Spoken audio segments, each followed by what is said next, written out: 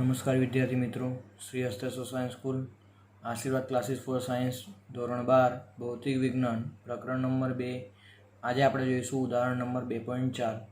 હવે રકમમાં શું આપેલું છે કે આકૃતિમાં દર્શાવ્યા મુજબ ડી બાજુવાળા ચોરસ એ બી સી ડીના શિરોબિંદુઓ પર 4 વિદ્યુતભારો ગોઠવેલા છે. એક તો એ પ્લસ ક્યુ માઇનસ ક્યુ,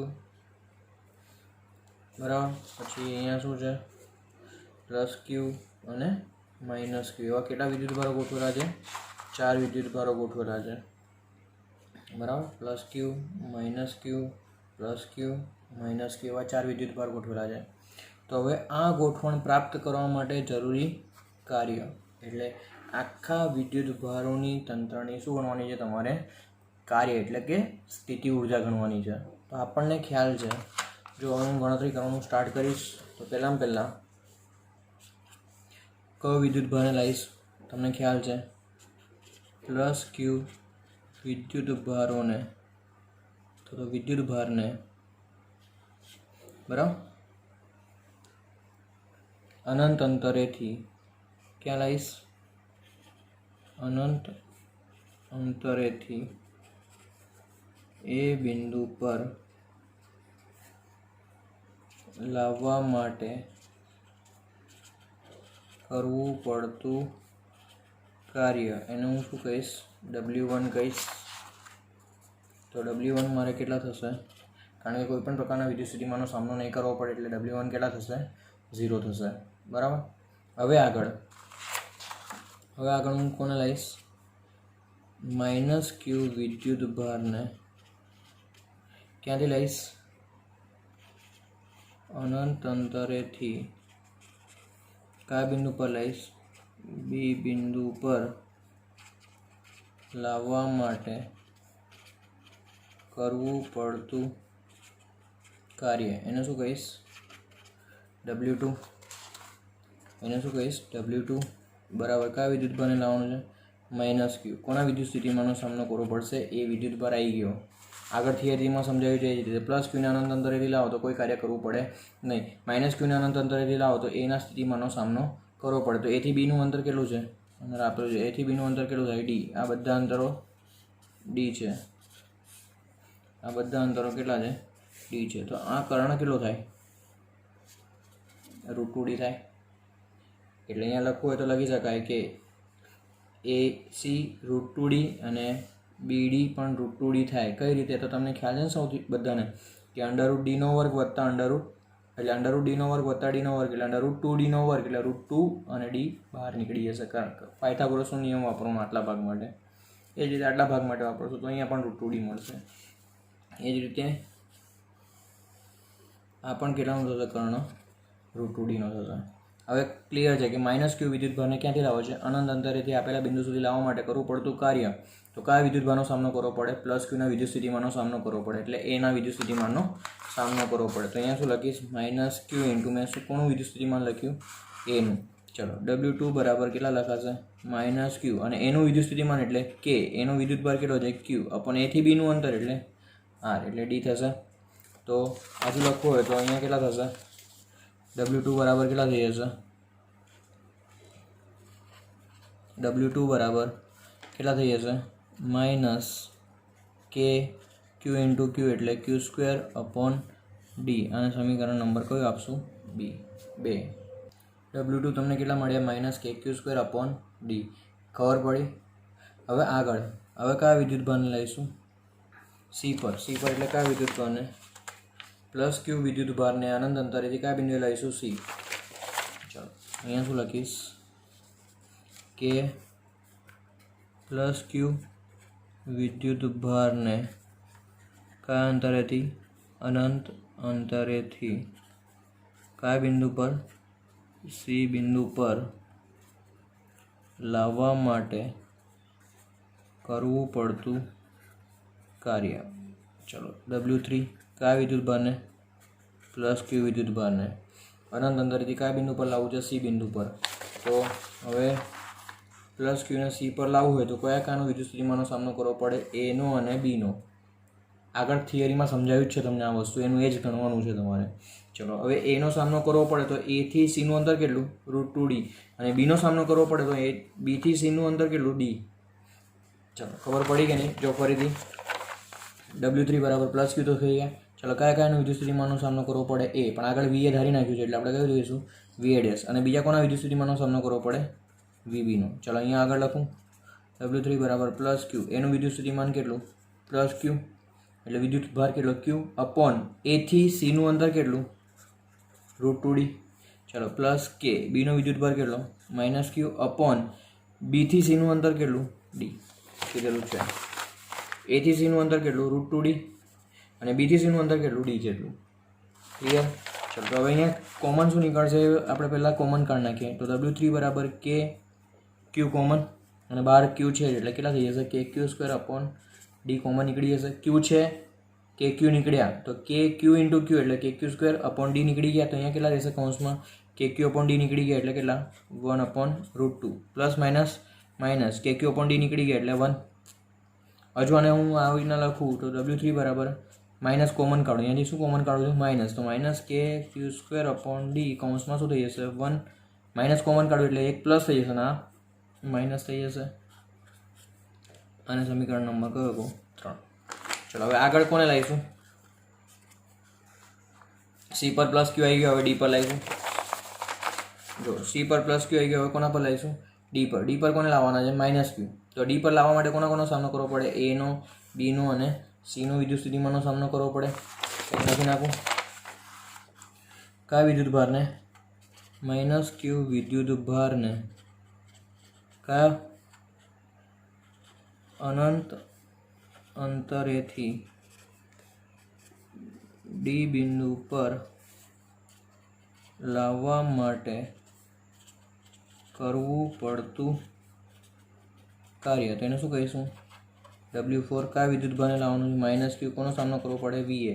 પણ VA ધારી નાખ્યું એટલે હવે કેટલા કહીશ? VA', VB ધારી નાખ્યું એટલે અહીંયા VB' અને સીનો એટલે VC.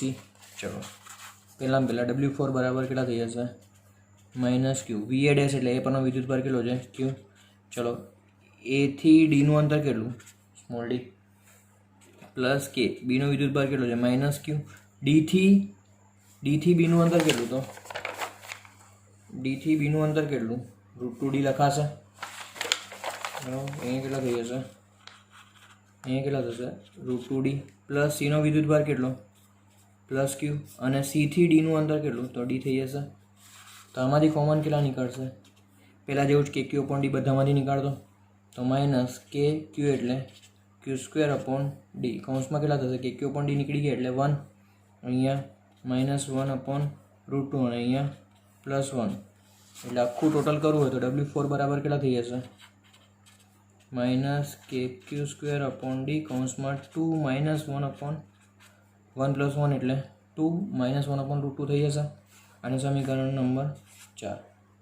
ક્લિયર? હવે આખા તંત્રની કહે તો શું કરશું? બધા કાર્યનો શું કરવો પડે? સરવાળો.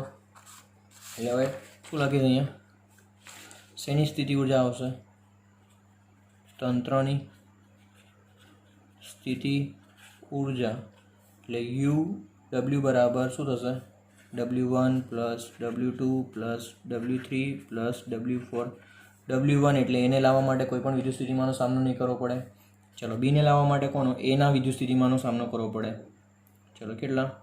માઇનસ કે ક્યુ સ્ક્વેર અપોન ડી સમીકરણ 2 પરથી. ચલો W3 કેટલા? તો માઇનસ કે ક્યુ સ્ક્વેર અપોન ડી કૌંસમાં 1 - 1/√2. W1 થઈ ગયા, W2 થઈ ગયા, W3 થઈ ગયા. હવે W4 કેટલા? તો માઇનસ કે ક્યુ સ્ક્વેર અપોન ડી કૌંસમાં 2 - 1/√2. આ બધાને કારણ લખી નાખવાના. કારણ નંબર કયા કયા સમીકરણ? 1, 2, 3 અને 4 પરથી આ બધા તમને મળેલા છે. પહેલામાં જુઓ, પહેલામાં કાર્ય કેટલું? 0. પહેલામાં કાર્ય કેટલું? 0. બીજામાં કાર્ય કેટલું? બીજામાં કાર્ય કેટલું? માઇનસ કે Q square upon D, minus કે ક્યુ સ્ક્વેર અપોન ડી. ત્રીજામાં કાર્ય કેટલું? માઇનસ કે ક્યુ સ્ક્વેર અપોન ડી કૌંસમાં 1 - 1/√2. અને ચોથામાં કાર્ય એટલે છેલ્લે ગણ્યું તો એ માઇનસ કે ક્યુ સ્ક્વેર અપોન ડી કૌંસમાં 2 - 1/√2. થઈ ગયું. એટલે સમીકરણ નંબર 1 2 3 અને 4 પરથી તો કુલ કાર્ય ગણવું હોય તો કોમન કેટલા -kq²/d કૌંસમાં બધામાંથી -kq²/d કોમન કાઢો તો અહીંયા -kq²/d નીકળી ગયા એટલે માઇનસ નીકળ્યા એટલે 1 રહેશે પ્લસ અહીંયા કેટલા 1 - 1/√2 અને અહીંયાથી પણ -kq²/d નીકળી ગયા એટલે +2 - 1/√2 આ રીતે થશે. તો અહીંયા ગણતરી કરવી હોય તો આ કેટલા થશે 1 ને 1 2 2 ને 2 4 તો w બરાબર -kq²/d કૌંસમાં 1 2 ને 2 4 -1/√2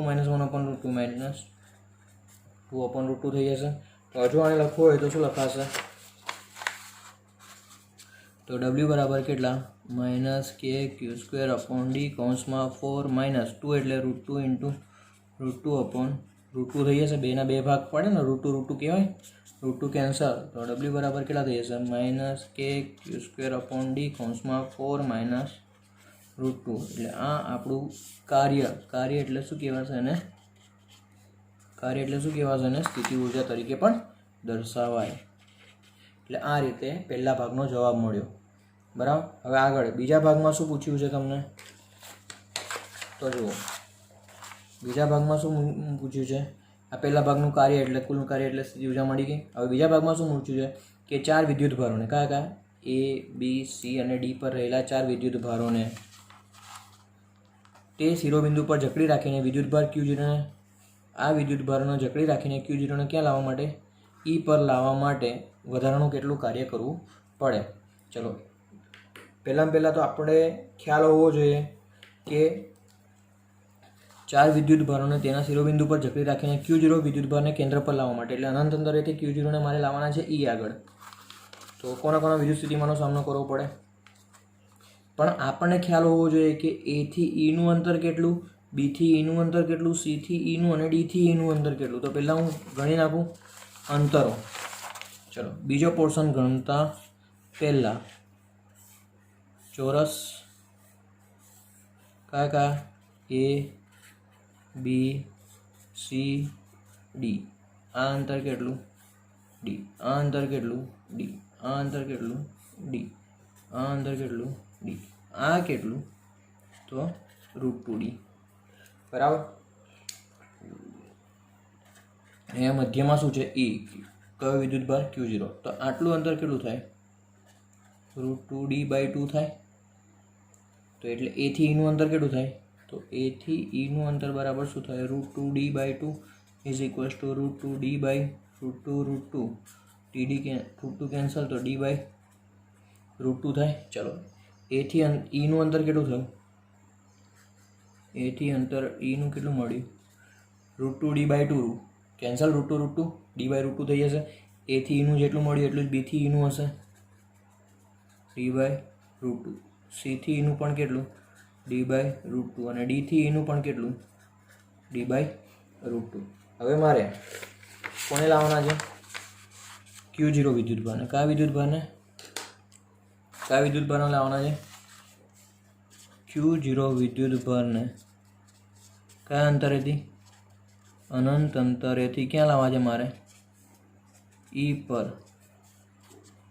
લાવવા માટે કરવું પડતું કાર્ય. તો W બરાબર કયા વિદ્યુતભારને Q0 કોના વિદ્યુત સ્થિતિમાનનો સામનો કરવો પડે એ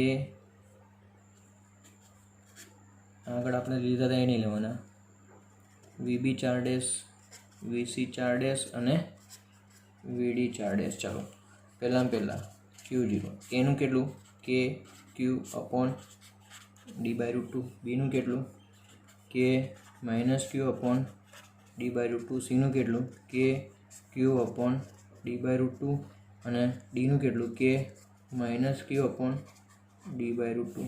તો આપણને ખ્યાલ આવી જાય કે એક પ્લસ છે એક એવું છે પ્લસ એક માઇનસ એક પ્લસ એક માઇનસ એટલે કુલ કેટલું થઈ ગયું 0 થઈ ગયું. તો 0 × Q0 એટલે કાર્ય કેટલું પડશે 0 એટલે કોઈ પણ પ્રકારનું કાર્ય કરવું પડશે નહીં. Thank you.